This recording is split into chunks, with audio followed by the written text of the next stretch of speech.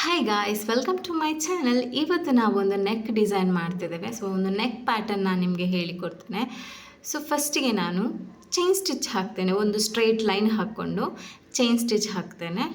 So ನಾವು ಯಾವುದೇ work ಮಾಡಲಿಕ್ಕಿದ್ರು, ಯಾವುದೇ ನೆಕ್ ವರ್ಕ್ ಮಾಡಲಿ, ಯಾವುದೇ ಸ್ಲೀವ್ ವರ್ಕ್ ಮಾಡಲಿ, ಎಷ್ಟೇ ಸಿಂಪಲ್ ವರ್ಕ್ ಮಾಡಿದರೂ ನಾವು ಅದಕ್ಕೆ ಫಸ್ಟಿಗೆ ಚೈನ್ ಸ್ಟಿಚ್ ಕೊಡಲೇಬೇಕು. ಸೊ ಈಗ ನಾನು ಸ್ಟಾರ್ಟಿಂಗ್ ಚೈನ್ ಸ್ಟಿಚ್ ಕೊಡ್ತಾ ಇದ್ದೇನೆ. ಸೊ 2 ಅಥವಾ 3 ಲೈನ್ ನೀವು ಚೈನ್ ಸ್ಟಿಚ್ ಕೊಡಲೇಬೇಕು. ಅದು ಯಾವ ಝರಿ ಥ್ರೆಡ್ ಆಗಲಿ, ಸಿಲ್ಕ್ ಥ್ರೆಡ್ ಆಗಲಿ, ನೀವು ಚೈನ್ ಸ್ಟಿಚ್ ಕೊಡಲೇಬೇಕು. ಯಾಕೆ ಅಂದರೆ ಚೈನ್ ಸ್ಟಿಚ್ ಕೊಟ್ಟರೆ ಒಂದು ವರ್ಕ್ ಫಿನಿಶಿಂಗ್ ನೀಟ್ ಕಾಣುತ್ತೆ, ಒಂದು ವರ್ಕ್ ಫಿನಿಶ್ ಆದಾಗೆ ಕಾಣುತ್ತೆ. ಸೆಕೆಂಡ್ ಏನಂದರೆ ಟೈಲರ್ಸ್ನವರೆಲ್ಲ ಸ್ಟಿಚ್ ಮಾಡುವಾಗ ನೀವು ಡೈರೆಕ್ಟ್ ಬೀಡ್ಸ್ ಕೊಟ್ಟರೆ, ಡೈರೆಕ್ಟ್ ಚೈನ್ ಸ್ಟಿಚ್ ಕೊಡದೆ ಬೀಡ್ಸ್ ಕೊಟ್ಟರೆ, ಡೈರೆಕ್ಟ್ ಅದು ಒಂದು ವೇಳೆ ಸ್ವಲ್ಪ ಕಟ್ಟಾಯಿತು ಅಂದರೆ ಬೀಡ್ಸ್ ಕಟ್ ಆಗುತ್ತೆ, ಮತ್ತು ಅವರಿಗೆ ಕೂಡ ಸ್ಟಿಚ್ಚಿಂಗಿಗೆ ನೀಟ್ ಆಗುತ್ತೆ ಚೈನ್ ಸ್ಟಿಚ್ ಕೊಟ್ಟರೆ. ಸೊ ಅದಕ್ಕೋಸ್ಕರ ನೀವು ಬಿಗಿನರ್ಸ್ ಆಗಿದ್ದರೆ ಅಥವಾ ನೀವು ಪ್ರೊಫೆಷ್ನಲ್ ವರ್ಕ್ ಮಾಡುವವರಾಗಿದ್ದರೆ ನೀವು ಚೈನ್ ಸ್ಟಿಚ್ ಕೊಡೋದಿದ್ದರೆ ಚೈನ್ ಸ್ಟಿಚ್ ಕೊಡಿ. ಅದರ ಮತ್ತು ವರ್ಕ್ ಇದ್ದು ಲುಕ್ಕೇ ಚೇಂಜ್ ಆಗುತ್ತೆ ಚೈನ್ ಸ್ಟಿಚ್ ಕೊಟ್ಟರೆ. ಈಗ ನಾನು 2 ಲೈನು ಝರಿ ಥ್ರೆಡ್ಡಲ್ಲಿ ಚೈನ್ ಸ್ಟಿಚ್ ಕೊಡ್ತಿದ್ದೇನೆ. ಇದು ಗೋಲ್ಡನ್ ಕಲರ್ ಝರಿ ಥ್ರೆಡ್. ನೀವು ನಿಮ್ಮ ಸಾರಿದು ಬಾರ್ಡರ್ ಕಲರ್ ಯಾವುದಿರುತ್ತೆ, ಝರಿ ಕಲರ್ ಯಾವುದಿರುತ್ತೆ ಅದೇ ತಗೊಳ್ಬೇಕು. ನಿಮ್ಮದು ಸಾರಿ ಸಿಲ್ವರ್ ಆದರೆ ಸಿಲ್ವರ್ ಝರಿ, ಕಾಪರ್ ಆದರೆ ಕಾಪರ್ ಝರಿ, ಅಥವಾ ಗೋಲ್ಡ್ ಆದರೆ ಗೋಲ್ಡ್ ಝರಿ. ಇದರಲ್ಲೂ ಶೇಡ್ಸ್ ಬರುತ್ತೆ, ನಿಮಗೆ ಡಿಫ್ರೆಂಟ್ ಶೇಡ್ಸ್ ಬರುತ್ತೆ, ಲೈಟ್ ಡಾರ್ಕ್ ತುಂಬ ಶೇಡ್ಸ್ ಬರುತ್ತೆ. ನಿಮಗೆ ತುಂಬ ಮೆಟೀರಿಯಲ್, ತುಂಬ ವೆರೈಟಿದು ಸಿಗುತ್ತೆ ಆರಿ ವರ್ಕಲ್ಲಿ. ಸೊ ನಿಮಗೂ ಆರಿ ವರ್ಕ್ ಕಲೀಲಿಕ್ಕೆ ಇಂಟ್ರೆಸ್ಟ್ ಇತ್ತು ಅಂದರೆ ನನ್ನ ಡಿಸ್ಪ್ಲೇಯಲ್ಲಿ ಮೇಲೆ ನಂಬರ್ ಕಾಣ್ತಿದೆ. ಸೊ ಅದಕ್ಕೆ ಕಾಲ್ ಅಥವಾ ಮೆಸೇಜ್ ಮಾಡ್ಬೋದು. 1 ಮಂತ್ ಕೋರ್ಸ್ ಇದೆ.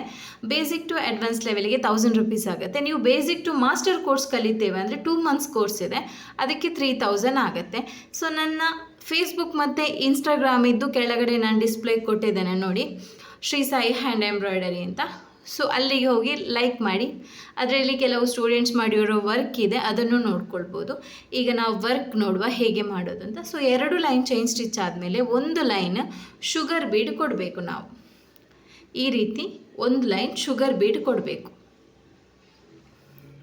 ಶುಗರ್ ಬೀಡ್ ಆದಷ್ಟು ಚಿಕ್ಕ ಸೈಜ್ ಶುಗರ್ ಬೀಡ್ ತಗೊಳ್ಳಿ, ತುಂಬ ದೊಡ್ಡ ಸೈಜ್ ತಗೊಳ್ಳಿಕ್ಕೆ ಹೋಗಬೇಡಿ. ಯಾಕಂದರೆ ಕೆಲವೊಂದು ಸಲ ಏನಾಗುತ್ತೆ ಅಂದರೆ ದೊಡ್ಡ ಶುಗರ್ ಬೀಡ್ಸು ಬ್ಲ್ಯಾಕ್ ಆಗುತ್ತೆ. ಸೊ ಮೀಡಿಯಮ್ ಸೈಜ್ ಪ್ರಿಸ್ಟೋ ಬ್ರ್ಯಾಂಡ್ ಬರುತ್ತೆ, ಅಥವಾ ಎ ಸ್ಟಾರ್ ಬ್ರ್ಯಾಂಡ್ ಅಂತ ಬರುತ್ತೆ, ಅದು ತಗೊಳ್ಳಿ. ನಾನು ಯೂಸ್ ಮಾಡೋದು ಪ್ರಿಸ್ಟೋ ಮತ್ತು ಎ ಸ್ಟಾರ್ ಬ್ರ್ಯಾಂಡ್. ನಾನೀಗ ಜಾಸ್ತಿ ಈ ಟೈಪ್ ಶುಗರ್ ಬೀಡ್ಸ್ ಯೂಸ್ ಮಾಡಲ್ಲ. ನಾನೀಗ ಗ್ಲಾಸ್ ಬೀಡ್ಸ್ ಅಂತ ಒಂದು ಬರುತ್ತೆ, ಶುಗರ್ ಬೀಡ್ಸ್ ಸೈಜಲ್ಲೇ ಗ್ಲಾಸ್ ಕಟ್ ಬೀಡ್ ಬರುತ್ತೆ. ಸೊ ಅದನ್ನು ನಾನು ಹೈಯೆಸ್ಟ್ ಬ್ಲೌಸಿಗೆ ಯೂಸ್ ಮಾಡ್ತೇನೆ, ಯಾಕಂದರೆ ಅದು 100% ಗ್ಯಾರಂಟಿ ಇದೆ ಬ್ಲ್ಯಾಕ್ ಆಗಲ್ಲ ಅಂತ. ಸೊ ಶುಗರ್ ಬೀಡ್ಸು ಬ್ಲ್ಯಾಕ್ ಆಗಲ್ಲ, ನಾನು ಎಷ್ಟೋ ವರ್ಕ್ ಮಾಡಿ ಕೊಟ್ಟಿದ್ದೇನೆ. ಬಟ್ ಶುಗರ್ ಬೀಡ್ಸಲ್ಲೆಲ್ಲ ಕಂಪ್ಲೇಂಟ್ ಇಲ್ಲ. ದೊಡ್ಡ ಬೀಡ್ಸಲ್ಲೆಲ್ಲ ಕೆಲವರಿಗೆ ಬ್ಲ್ಯಾಕ್ ಆಗುತ್ತೆ ಅಂತ ಹೇಳ್ತಾರೆ. ಇಟ್ಟಲ್ಲಿಗೆ ಬ್ಲ್ಯಾಕ್ ಆಗಿದೆ, ವರ್ಕ್ ಮಾಡಿ ಒಂದು ದಿನ ಬಿಟ್ಟು ನೆಕ್ಸ್ಟ್ ಡೇ ನೋಡುವಾಗ ಬ್ಲ್ಯಾಕ್ ಆಗಿದೆ, ತುಂಬ ಜನ ಫೋಟೋಸ್ ಎಲ್ಲ ಕಳಿಸ್ತಾರೆ. ಸೊ ಹಾಗೆ ನಿಮಗೆ ಬೇಕು ಅಂತಾದರೆ ನೀವು ಈ ಟೈಪ್ ಇದ್ದು ಶುಗರ್ ಬೀಡು ಯೂಸ್ ಮಾಡ್ಬೋದು, ದೊಡ್ಡ ಬೀಡ್ ಯೂಸ್ ಮಾಡೋದಕ್ಕಿಂತ. ಈಗ ನಾವು ಸ್ಟೋನ್ ಚೈನ್ ಯೂಸ್ ಮಾಡುವ. ಸ್ಟೋನ್ ಚೈನಲ್ಲಿ ಕೂಡ ಹಾಗೆ ನಿಮಗೆ ಬೇರೆ ವೆರೈಟಿ ಇರುತ್ತೆ. ನಿಮಗೆ ಕಾಪರ್ ಕಲರ್ ಸ್ಟೋನ್ ಚೈನ್ ಬರುತ್ತೆ, ಸಿಲ್ವರ್ ಬರುತ್ತೆ, ಗೋಲ್ಡ್ ಬರುತ್ತೆ, ಸ್ವಲ್ಪ ಡಲ್ ಗೋಲ್ಡ್ ಬರುತ್ತೆ, ಕಲರ್ ಇರುತ್ತೆ. ನಿಮ್ಮ ಸಾರಿ ಕಲರ್ ಯಾವುದಿದೆ ಆ ಕಲರು ಸಿಗುತ್ತೆ. ಬಟ್ ಹೈಯೆಸ್ಟ್ ಯಾರು ಕಲರ್ ಹಾಕ್ಲಿಕ್ಕೆ ಹೋಗಲ್ಲ. ಸೊ ಜಾಸ್ತಿ ಅಂದರೆ ಸಿಲ್ವರ್ ಅಥವಾ ಗೋಲ್ಡ್ ಹಾಕ್ತಾರೆ ಅಷ್ಟೇ, ಮತ್ತು ಕಾಪರ್ ಬೇಕು ಅಂತಾದರೆ ಹಾಕ್ತಾರೆ. ಈಗ ನಾನು ಸ್ಟೋನ್ ಚೈನ್ ತಗೊಳ್ತೇನೆ. ಸ್ಟೋನ್ ಚೈನ್ ಫಸ್ಟಿಗೆ ನಾವು ಒಂದು ವರ್ಕ್ ಮಾಡುವಾಗ ಸ್ಟೋನ್ ಚೈನ್ ಎಷ್ಟು ಬೇಕು ಅಂತ ಫಸ್ಟ್ ನಾವು ನೋಡ್ಕೊಳ್ಬೇಕು, ಆಯಿತಾ. ಫಸ್ಟ್ ನಾವು ನೋಡ್ಕೊಂಡು ಆಮೇಲೆ ಕಟ್ ಮಾಡಬೇಕು, ಆಮೇಲೆ ಗಮ್ ಹಾಕಬೇಕು. ಮೊದಲೇ ನೀವು ಗಮ್ ಹಾಕಿ ಸೈಜ್ ನೋಡಿ ಕಟ್ ಮಾಡಿದ್ರೆ ಅದು ನಿಮ್ಗೆ ಕಷ್ಟ ಆಗ್ಬೋದು ಅಂತ ನನ್ನ ಪ್ರಕಾರ. ಸೊ ನೀವು ಆದಷ್ಟು ಫಸ್ಟಿಗೆ ಸೈಜ್ ನೋಡಿಕೊಂಡು ಆಮೇಲೆ ಗಮ್ ಹಾಕಿ, ಆಯಿತಾ. ಇದು ಫ್ಯಾಬ್ರಿಕ್ ಗ್ಲೂ ಬರುತ್ತೆ. ಈಗದು B700 B700 ಎಷ್ಟೋ ಉಂಟಲ್ಲ, ಅದು ಒಂದು ಗಮ್ ಬರುತ್ತೆ. ಅದಕ್ಕೆ ನೀವು ಇಂಥದ್ದು ಎಲ್ಲ ಯೂಸ್ ಮಾಡಬಾರ್ದು. ಅದು ನೀವು ಸ್ಟಿಕ್ ಮಾಡಲಿಕ್ಕೆ ಕ್ಲಿಪ್ ಸ್ಟೋನ್ ಬರುತ್ತಲ್ಲ, ಆ್ಯಂಟಿಕ್ ಸ್ಟೋನ್, ಕ್ಲಿಪ್ ಸ್ಟೋನ್ ಅಥವಾ ದೊಡ್ಡ ಸ್ಟೋನ್ಸ್ ಅದೆಲ್ಲ ಯೂಸ್ ಮಾಡ್ಬೋದು. ಇದಕ್ಕೆಲ್ಲ ನೀವು ನಾರ್ಮಲ್ ಸ್ಟೋನ್ ಯೂಸ್ ಮಾಡಿದರೆ ಸಾಕು. ಸೊ ಈಗ ಇದನ್ನು ಸ್ಟಿಕ್ ಮಾಡುವ. ಸ್ವಲ್ಪ ಡ್ರೈ ಆಗಲಿ, ಡ್ರೈ ಆದಮೇಲೆ ಸ್ಟಿಚ್ ಮಾಡಬೇಕು ನಾವು. ಇದು ಸ್ವಲ್ಪ ಡ್ರೈ ಆಗಲಿ.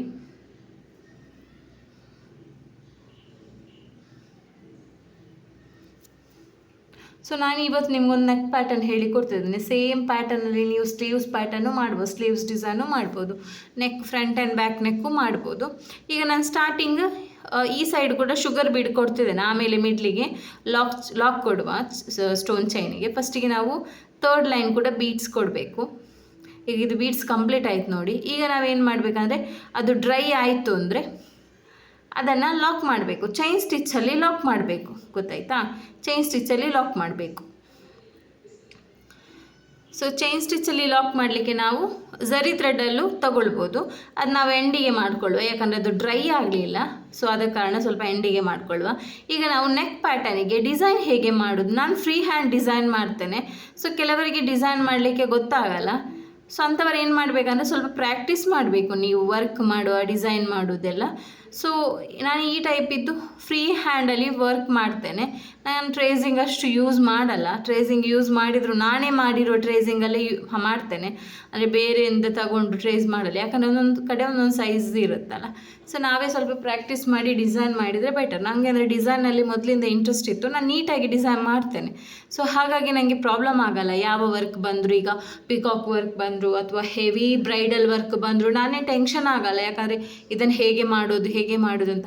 ನನ್ನ ಮೆಥಡ್ ಹೇಗೆ ಅಂದರೆ, ನಾನು ವರ್ಕ್ ಹೇಗೆ ಸ್ಟಾರ್ಟ್ ಮಾಡೋದಂದರೆ, ಒಂದು ಕಸ್ಟಮರ್ ಇದು ವರ್ಕ್ ಬಂತು ಅಂದರೆ, ಆರ್ಡ್ರ್ ಬಂತು ಅಂದರೆ, ಫೈನಲ್ ಆಯಿತು, ರೇಟ್ ಎಲ್ಲ ಫೈನಲ್ ಆಯಿತು, ಅವ್ರು ಬ್ಲೌಸ್ ಕೊಟ್ಟು ಹೋದ್ರೆ ಅಂದರೆ ನಾನೊಂದು ಹಾಫ್ ಡೇ ಆ ಡಿಸೈನ್ನ ಝೂಮ್ ಮಾಡಿ ನೋಡ್ತೇನೆ. ಅದರಲ್ಲಿ ಏನೆಲ್ಲ ಮೆಟೀರಿಯಲ್ ಹಾಕಿದ್ದಾರೆ ಅಂದರೆ, ಈಗ ಬಂದ ತಕ್ಷಣ 5 ನಿಮಿಷದಲ್ಲಿ ನಾನು ವರ್ಕ್ ಸ್ಟಾರ್ಟ್ ಮಾಡಲ್ಲ. ನಾನು ಫಸ್ಟ್ ಅದನ್ನು ನೋಡ್ತೇನೆ, ಝೂಮ್ ಮಾಡಿ ನೋಡ್ತೇನೆ ಏನೆಲ್ಲ ಮೆಟೀರಿಯಲ್ ಹಾಕಿದ್ದಾರೆ, ಇದನ್ನು ಹೀಗೆ ಮಾಡಿದರೆ ಹೇಗಾಗುತ್ತೆ, ಸ್ವಲ್ಪ ಚೇಂಜಸ್ ಮಾಡಿದರೆ ಹೇಗೆ ಆಗ್ಬೋದು, ಅದೆಲ್ಲ ಥಿಂಕ್ ಮಾಡಿ ಮತ್ತೆ ನಾನು ವರ್ಕ್ ಸ್ಟಾರ್ಟ್ ಮಾಡೋದು. ಈಗ ನೋಡಿ, ಈ ಡಿಸೈನಿಗೆ ನಾನೀಗ ಚೈನ್ ಸ್ಟಿಚ್ ಕೊಡ್ತಾ ಇದ್ದೇನೆ. ಫಸ್ಟಿಗೆ ಔಟರ್ ಲೈನಿಗೆ ಆ ಶೇಪಿಗೆ ಚೈನ್ ಸ್ಟಿಚ್ ಕೊಟ್ಟು ಮಿಡ್ ಲಿಫ್ಟ್ ಚೈನ್ ಸ್ಟಿಚ್ಚಲ್ಲೇ ಫಿಲ್ ಮಾಡೋದು. ಇದು ಏನು ಹೆವಿ ವರ್ಕ್ ಏನಲ್ಲ, ತುಂಬ ಮೆಟೀರಿಯಲ್ ಹೋಗಲ್ಲ, ಜಸ್ಟ್ ಒಂದು 50 ರೂಪಾಯಿದು ಮೆಟೀರಿಯಲ್ ಇದ್ದರೆ ಸಾಕು ನಿಮಗೆ.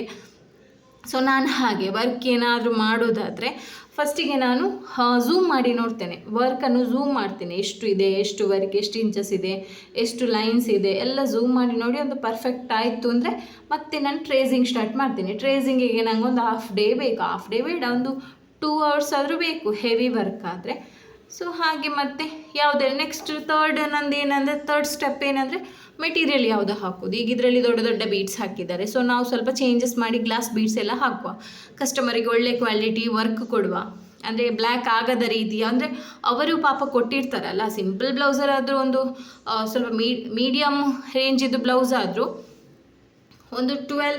ಇದೀಗ ನೋಡಿ, ನಿಮಗೆ ಬೇಕಾದ್ರೆ ನೆಕ್ ಡಿಸೈನ್ ಪ್ಯಾಟರ್ನ್ ಹೀಗೆ ನೆಕ್ ಬರುತ್ತಲ್ಲ, ಇದೇ ರೀತಿ ಬೇಕಾದ್ರೆ ಮಾಡ್ಬೋದು. ನಾನು ನಿಮಗೆ ಸ್ಟ್ರೈಟ್ ಲೈನಲ್ಲಿ ತೋರಿಸಿದ್ದು ಒಂದು ಗೊತ್ತಾಗಲಿ ಅಂತ ಡಿಸೈನ್ ಹೇಗೆ ಮಾಡೋದು ಅಂತ. ಸ್ಲೀವಿಗೂ ಮಾಡ್ಬೋದು, ನೆಕ್ಕಿಗೂ ಮಾಡ್ಬೋದು, ಆಯಿತಾ?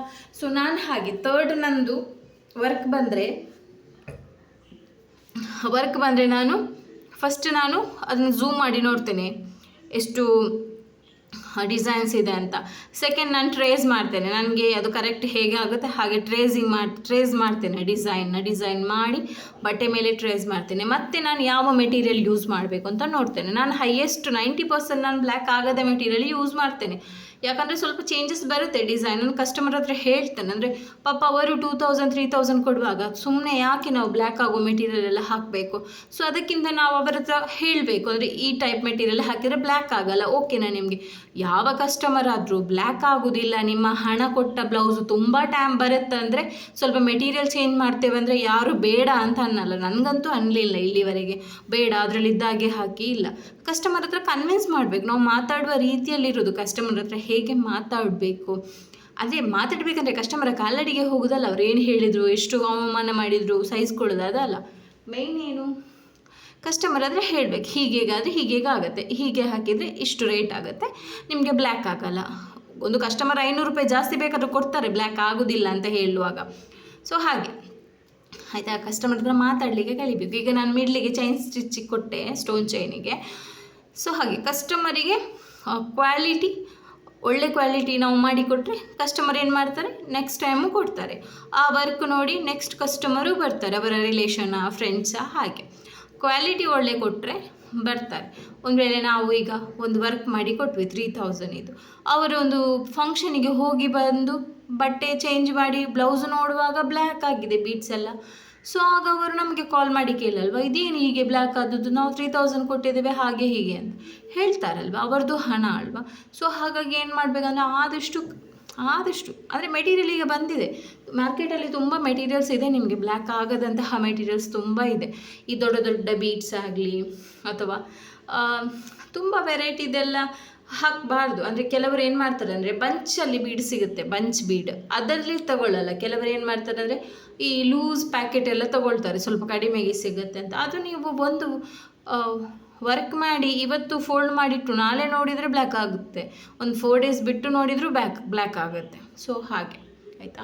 ಸೊ ಈಗ ಇದು ಡಿಸೈನ್ ಫಿನಿಶ್ ಆಯಿತು, ಹೀಗಿದೆ ಅಲ್ವಾ. ಸೊ ನಾವು ಇದರ ಔಟರ್ ಲೈನಿಗೆ ಚೈನ್ ಸ್ಟಿಚ್ ಝರಿ ಥ್ರೆಡಲ್ಲಿ ಕೊಡೋದು ಬೇಡ, ನಾವು ಸಿಲ್ಕ್ ಥ್ರೆಡಲ್ಲಿ ಕೊಡುವ. ನೋಡ್ಬೋದು ನೀವು ಸಿಲ್ಕ್ ಥ್ರೆಡಲ್ಲಿ ಕೊಟ್ಟರೆ ಎಷ್ಟು ಡಿಫ್ರೆಂಟ್ ಕಾಣುತ್ತೆ ಅಂತ. ಝರಿ ಥ್ರೆಡಲ್ಲಿ ಕೊಟ್ಟರೆ ಏನಾಗುತ್ತೆ ಅಂದರೆ ಅದು ಝರಿ ಥ್ರೆಡ್ಡೇ, ರಿಟರ್ನ್ ಔಟರ್ ಲೈನು ಝರಿ ಥ್ರೆಡ್ ಕೊಟ್ಟರೆ ಏನೂ ಡಿಫ್ರೆನ್ಸ್ ಇರಲ್ಲ. ಸೊ ಅದಕ್ಕಾಗಿ ನಾವೇನು ಮಾಡಬೇಕಂದ್ರೆ ಸ್ವಲ್ಪ ಈ ರೀತಿ ಸಿಲ್ಕ್ ಥ್ರೆಡ್ಡಲ್ಲಿ ವರ್ಕ್ ಕೊಡಬೇಕು. ಸಿಲ್ಕ್ ಥ್ರೆಡ್ಡಲ್ಲಿ ಕೊಟ್ಟರೆ ತುಂಬ ಚೆನ್ನಾಗಿ ಕಾಣುತ್ತೆ, ಡಿಫ್ರೆಂಟ್ ಕಾಣುತ್ತೆ. ಈ ಸಿಲ್ಕ್ ಥ್ರೆಡ್ ನಿಮ್ಮ ಸ್ಯಾರಿ ಕಲರ್ ಸಿಲ್ಕ್ ಥ್ರೆಡ್ಡಲ್ಲೂ ಕೊಡ್ಬೋದು ನಿಮ್ಮ ಬ್ಲೌಸಿಗೆ ಮಾಡೋದಾದರೆ, ಆಯಿತಾ. ಸೊ ಹಾಗೆ ಕಸ್ಟಮರ್ ಮೇಂಟೈನ್ ಮಾಡಬೇಕು. ನಾನು ನೆಕ್ಸ್ಟ್ ವಿಡಿಯೋ ಮಾಡ್ತೇನೆ ಕಸ್ಟಮರ್ ಹತ್ರ ಹೇಗೆ ನಾವು ಬಿಹೇವ್ ಮಾಡಬೇಕು ಮತ್ತು ಹೇಗೆ ನಾವು ಮೆಟೀರಿಯಲ್ ಬಗ್ಗೆ ಹೇಳಬೇಕು. ಹಾಗೆ ತುಂಬ ಜನ ಹೇಳ್ತಾರೆ ನಮಗೆ ಕಸ್ಟಮರ್ ಸಿಗಲ್ಲ ಅಂತ. ಕಸ್ಟಮರ್ ಒಮ್ಮೆಲೆ ಸಿಗಲ್ಲ, ನಾವು ಅಷ್ಟು ಹಾರ್ಡ್ ವರ್ಕ್ ಮಾಡಬೇಕು. ಅಂದರೆ ಈಗ ಕಲಿತು ನಾಳೆನೇ ಕಸ್ಟಮರ್ ಸಿಗಲ್ಲ ಅಲ್ವಾ, ನಾವು ಹಾರ್ಡ್ ವರ್ಕ್ ಮಾಡಬೇಕು. ನಾವು ಕೂತ್ಕೊಂಡಲ್ಲಿಗೆ ನಮ್ಮ ಮನೆಗೆ ಹುಡ್ಕೊಂಡು ಬರ್ತಾರೆ ಕಸ್ಟಮರು, ಹುಡ್ಕೊಂಡು ಬರುವರು ಯಾವಾಗ ನಮ್ಮ ವರ್ಕ್ ಅಷ್ಟು ನೀಟಾಗಿ ಇತ್ತು ಅಂದರೆ, ಮತ್ತು ನಮಗೆ ತುಂಬ ಕಾಂಟ್ಯಾಕ್ಟ್ ಇತ್ತು ಅಂದರೆ. ತುಂಬ ಕಾಂಟ್ಯಾಕ್ಟ್ ಇದ್ದರೂ ವೇಸ್ಟ್, ಯಾರೂ ಕೊಡಲ್ಲ. ನಮ್ಮ ವರ್ಕ್ ನೀಟ್ ಇಲ್ಲ ಅಂದರೆ ಅವರ ಬ್ಲೌಸ್ ಅವರು ಹಾಳು ಮಾಡಲಿಕ್ಕೆ ಅವರಿಗೇನು ಹುಚ್ಚ ಅಲ್ಲಲ್ವ. ಸೊ ಹಾಗಾಗಿ ಫಸ್ಟಿಗೆ ನಮ್ಮ ಬ್ಲೌಸಿಗೆ ಒಂದು 5 ಬ್ಲೌಸಿಗೆ ಮಾಡಿ ಇರಬೇಕು ನಾವು ಡಿಸೈನ್.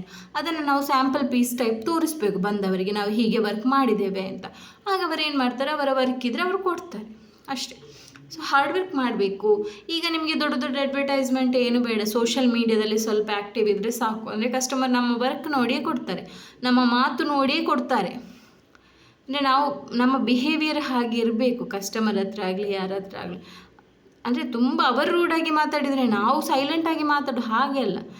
ನಾವು ಕರೆಕ್ಟ್ ಮಾತಾಡಲಿಕ್ಕೆ ಗೊತ್ತಿರಬೇಕು. ನಮಗೆ ಮಾತಾಡಲಿಕ್ಕೆ ಗೊತ್ತಿಲ್ಲ ಅಂದರೆ ಈಗದ್ದು ಪ್ರಪಂಚದಲ್ಲಿ ಬದುಕಲಿಕ್ಕೆ ತುಂಬ ಕಷ್ಟ ಅಲ್ವಾ. ಸೊ ಹಾಗಾಗಿ ಯಾರಿಗೆಲ್ಲ ಈ ವಿಡಿಯೋ ಇಷ್ಟ ಆಯಿತು ಲೈಕ್ ಮಾಡಿ, ಶೇರ್ ಮಾಡಿ, ಕಮೆಂಟ್ ಮಾಡಿ. ಮತ್ತೇನು ಗೊತ್ತಾ, ಯಾರಿಗೆ ಆದರೂ ಆರಿ ವರ್ಕ್ ಆನ್ಲೈನ್ ಕ್ಲಾಸ್ ಬೇಕು ಅಂದರೆ ಈ ವಿಡಿಯೋನ ಶೇರ್ ಮಾಡಿ. ಮತ್ತು ನಾವು ತುಂಬ ಫ್ರೆಂಡ್ಲಿಯಾಗಿ ಹೇಳಿಕೊಡ್ತೇವೆ, ಏನೇ ಡೌಟ್ಸ್ ಇದ್ದರೂ ಕ್ಲಿಯರ್ ಮಾಡ್ತೇವೆ. ಸೊ ಅವತ್ತಿದ್ದ ವೀಡಿಯೋಸ್ ಕಳಿಸ್ತೇವೆ, ಲೈವ್ ಕ್ಲಾಸ್ ಇರಲ್ಲ, ನಾವು ವೀಡಿಯೋಸ್ ಕಳಿಸೋದು, ಅದನ್ನು ನೋಡಿ ಪ್ರಾಕ್ಟೀಸ್ ಮಾಡಬೇಕು. ನಾವೀಗ 1 ವರ್ಷದಲ್ಲಿ 600ಕ್ಕೂ ಹೆಚ್ಚು ಜನರನ್ನು ಕ್ಲಾಸ್ ಕೊಟ್ಟಿದ್ದೇವೆ. ಸೊ ಅದರಲ್ಲಿ ತುಂಬ ಜನ ವರ್ಕ್ ಮಾಡಿದ್ದಾರೆ, ತುಂಬ ಜನ ಕ್ಲಾಸಸ್ ಕೊಡ್ತಿದ್ದಾರೆ, ತುಂಬ ಜನ ಬೇರೆಯವರಿಗೆ ಬ್ಲೌಸ್ಗೆ ವರ್ಕ್ ಮಾಡಿದ್ದಾರೆ, ಅವರ ಬ್ಲೌಸ್ಗೆ ವರ್ಕ್ ಮಾಡಿದ್ದಾರೆ. ಸೊ ನನಗೆ ಡೈಲಿ ಫೋಟೋಸ್ ಎಲ್ಲ ಕಳಿಸ್ತಾ ಇರ್ತಾರೆ ಅವರ ಬ್ಲೌಸ್ಗೆ ವರ್ಕ್ ಮಾಡಿರೋದು ಕ್ಲಾಸ್ ಮುಗಿದ್ರೂ. ಸೊ ಖುಷಿ ಆಗುತ್ತೆ ನನಗೆ. ಕೆಲವ್ರದ್ದಂತೂ ತುಂಬ ನೀಟ್ ಫಿನಿಶಿಂಗ್ ಇರುತ್ತೆ, ನನ್ನಷ್ಟೇ ಫಿನಿಶಿಂಗ್ ಇದೆ, ನನಗೆ ನೋಡೋ ಖುಷಿ ಆಗುತ್ತೆ. ಕೆಲವು ಸ್ಟೂಡೆಂಟ್ಸ್ ಇದ್ದಾರೆ ತುಂಬ ಚೆನ್ನಾಗಿ ವರ್ಕ್ ಮಾಡ್ತಾರೆ. ನಾನು ಯೂಟ್ಯೂಬಲ್ಲೇ ಹಾಕಿದ್ದೇನೆ, ರೀಲ್ಸಲ್ಲಿ ಹಾಕಿದ್ದೇನೆ, ಪೋಸ್ಟಲ್ಲಿ ಹಾಕಿದ್ದೇನೆ. ಸೊ ಯಾರಿಗಾರು ಕ್ಲಾಸ್ ಬೇಕು ಅಂತಂದರೆ ಮೇಲೆ ಕಾಣ್ತಿದ್ದೆಲ್ಲ ನಂಬರ್, ಅದಕ್ಕೆ ಕಾಲ್ ಅಥವಾ ಮೆಸೇಜ್ ಮಾಡಿ. ಏನಾದರೂ ಡೌಟ್ಸ್ ಇತ್ತು ಅಂದರೆ ಕಮೆಂಟ್ ಮಾಡಿ. ಈ ವಿಡಿಯೋ ಲೈಕ್ ಆಯಿತು ಅಂದರೆ ಒಂದು ಲೈಕ್ ಕೊಡಿ. ಮತ್ತು ಯಾರೆಲ್ಲ ನನ್ನ ಚಾನಲ್ನ ಸಬ್ಸ್ಕ್ರೈಬ್ ಮಾಡದೆ ನೋಡ್ತಿದ್ದೀರಾ, ಒಂದು ಸಬ್ಸ್ಕ್ರೈಬ್ ಮಾಡ್ಕೊಳ್ಳಿ. ನೀವು ಸಬ್ಸ್ಕ್ರೈಬರ್ ಜಾಸ್ತಿ ಆದಷ್ಟು ನನಗೂ ವಿಡಿಯೋ ಮಾಡಲಿಕ್ಕೆ ಖುಷಿ ಆಗುತ್ತೆ. So thank you guys, bye.